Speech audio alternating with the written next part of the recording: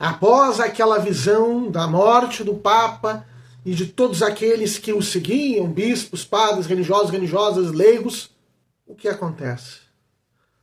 Os anjos recolhem com regadores o sangue desses mártires para fecundar novos cristãos. Vamos ver juntos o último ato da terceira parte do segredo. Vamos juntos.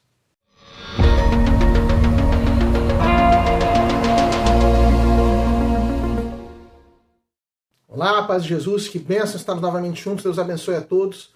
Eu sou Manuel Guimarães, da comunidade Paz e Mel, nós estamos juntos aqui para nos voltarmos para o que Deus fala, né? Para a urgência da mensagem de Nossa Senhora de Fátima, que é tão importante para nós, porque é Deus que nos fala para nos alertar dos grandes perigos do nosso tempo e das consequências que esses perigos têm. Então nós estamos vendo aqui a segunda e a terceira parte do segredo. Vimos longamente os atos centrais da terceira parte do segredo, a visão do Papa sofrendo os disparos, né, de tiros e setas. E agora vamos para o quarto ato, que nós estamos chamando de quarto ato da terceira parte do segredo.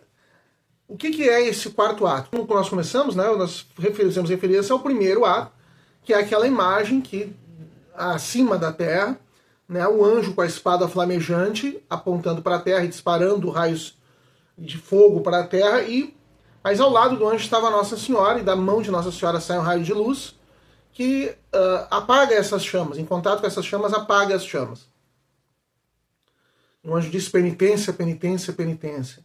É uma visão espiritual. Depois vem as partes, os atos centrais, que envolvem o Santo Padre, a caminhada na cidade meio ruínas, cheia de cadáveres, e a subida da montanha escabrosa, junto com todo um séquito de bispos, sacerdotes, religiosas, até a sua morte. O quarto ato, o último momento da terceira parte do segredo, vai continuar a partir da situação do segundo e terceiro ato. É como se no primeiro ato, né, tivesse uma visão ampla assim sobre a Terra, aí ele dá uma focada sobre o que está acontecendo sobre a Terra, o segundo e terceiro ato, depois ele abre um pouco mais novamente, que vai dar uma visão espiritual. Então, no terceiro ato, então, o Santo Padre, junto com esses bispos, sacerdotes, religiosas, cavaleiros e senhoras, sobe uma montanha escabrosa, onde está uma cruz de troncos toscos. Havia vários soldados em volta. O Santo Padre chega a se ajoelhar ante essa cruz e passa a ser morto com vários disparos de setas, bem como essas pessoas que acompanhavam o Santo Padre. Aí emenda o quarto ato dessa terceira parte do segredo, partindo então da visão dessa morte. Sob os dois braços da cruz, aquela cruz de troncos toscos, onde se ajoelhou, em frente à qual se ajoelhou o Santo Padre, quando recebeu os disparos fatais, sob os dois braços da cruz estavam dois anjos, cada um com um regador de cristal na mão. Neles recolhiam os sangues dos mártires e com eles regavam as almas que se aproximavam de Deus. Então, aí é uma visão espiritual, né? Isso já não é uma coisa mais física que acontece. Está aquela cruz e o Papa é martirizado, fora martirizado, com ele bispos, sacerdotes, religiosas, leigos, né? Cavalheiros e senhoras, e os anjos recolhem o sangue desses mártires. Isso traz uma imensidão de reminiscências, né, de recordações. Na crucificação do próprio Senhor, o Santo Grau, o cálice, ele teria recolhido o sangue de Nosso Senhor Jesus Cristo nessa situação, porque o sangue de Cristo, nós veneramos o sangue de Cristo. O sangue de Cristo é aquele que nos lava e nos liberta. O sangue de Cristo derramado é o que nos libertou de todo o pecado, né? Nos libertou da morte eterna. Nós iríamos passar a eternidade no inferno. E o sangue de Cristo derramado, até a sua última gota, nos libertou disso, nos possibilitou a vida eterna.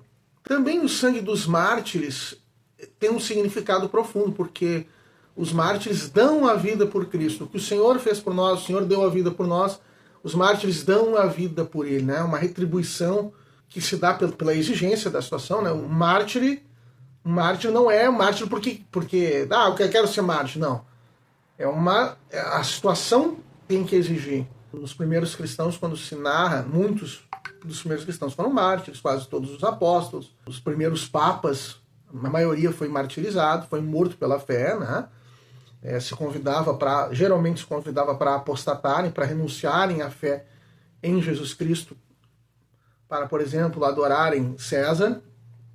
E os bispos e os leigos católicos recusavam e eram mortos por isso, de diversas maneiras, crucificados, queimados vivos, atirados aos leões, esquartejados, decapitados, diversas mortes. Todo o início do cristianismo é marcado pela história dos mártires, né? O primeiro volume da história da Igreja de Cristo, do Daniel Hobbes, é a Igreja dos Apóstolos e dos Mártires. E sempre se venerou esse sangue também dos mártires, porque eles deram testemunho, é um testemunho da fidelidade a Cristo.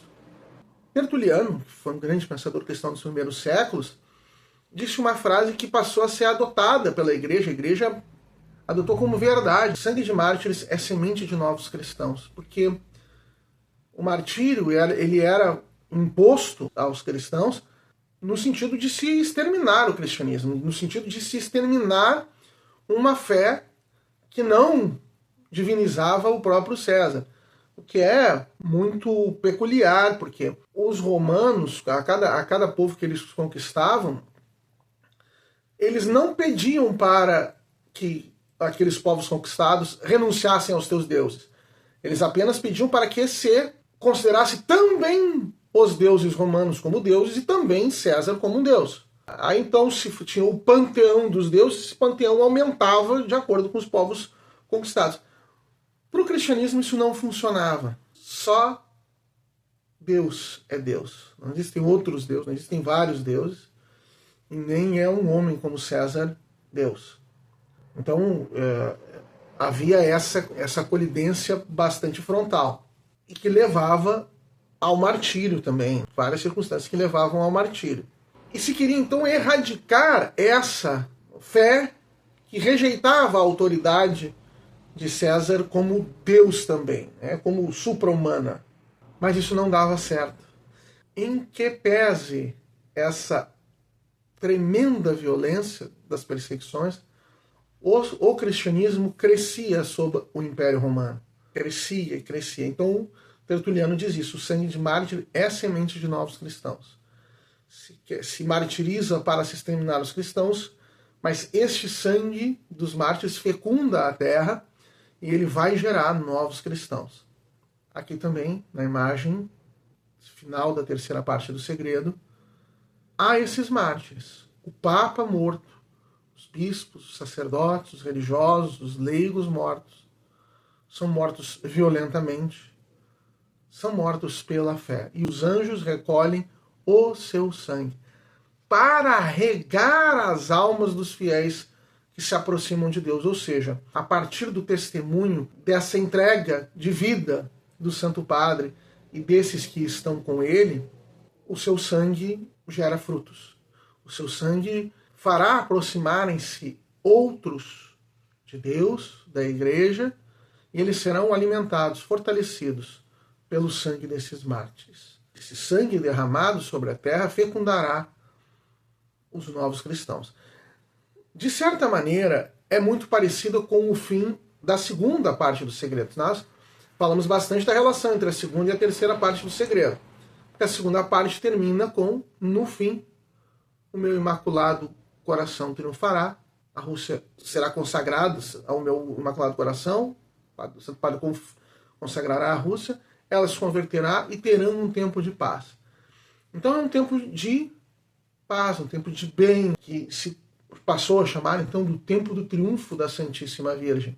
De certo modo, é esse tempo em que o sangue daqueles mártires da perseguição vão fortalecer essa nova geração de cristãos, que vai viver um tempo de paz, né, que vai viver um tempo abençoado, tempo de perseguição que vai culminar nesse momento ápice da morte do Santo Padre e dos fiéis ali, e depois um tempo de paz, um tempo de bem. Bom, nós vimos todas as interpretações espirituais, todas não, né? Mas vemos como se pode ter interpretação espiritual dessa parte do segredo, né? Das perseguições da igreja, dos sofrimentos da igreja, das vicissitudes internas da igreja, em que se vê como que o Santo Padre, o clero e os fiéis sendo atacados, sendo vilipendiados, e depois, então,